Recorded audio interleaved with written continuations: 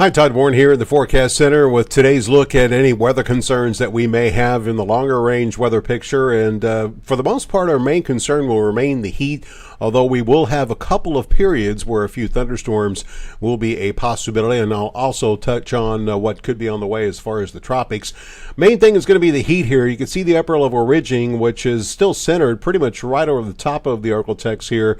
This ridge is going to weaken somewhat as the disturbance moves across the Gulf of Mexico. You can see that disturbance right about here in northern Mexico by Saturday, and probably Friday, Saturday, the 2 days where a few scattered showers or thunderstorms will be a possibility. We'll talk about the rainfall amounts here in a second. Then we'll see that ridge reestablish itself just to the north of the Arctic early next week.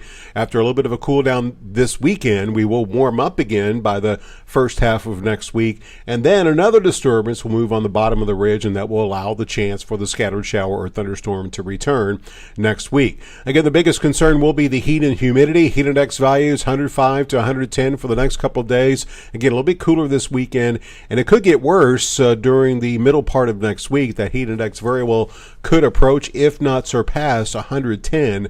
So keep that in mind if you're making any outdoor plans during the next week. Meantime, as far as rainfall potential, the blended models continues to be very pessimistic, but there is some hope.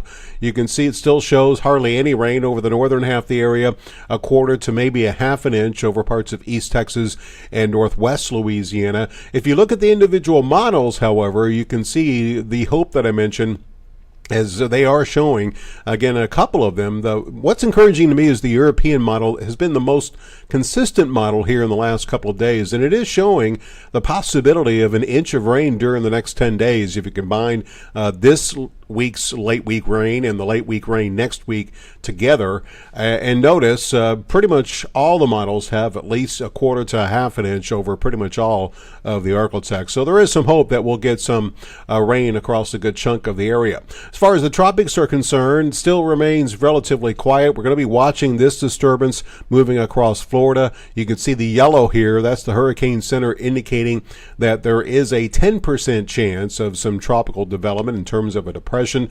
The majority of any impacts from that likely will stay to the south of the Arctic, closer to the coast where the heavier rains will fall.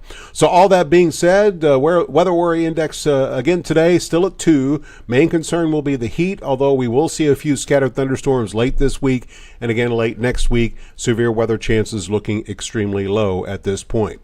Here are the details in your 10-day forecast, and you can see the heat tomorrow could be the hottest day of the summer so far. We'll see the heat ease heading into the weekend, only to return by the middle part of next week, and then that heat will ease again late next week, with again that chance of rain Friday, Saturday of this week, and especially Friday and Saturday of next week. Overnight lows during the next 10 days will stay above normal, mainly in the upper 70s.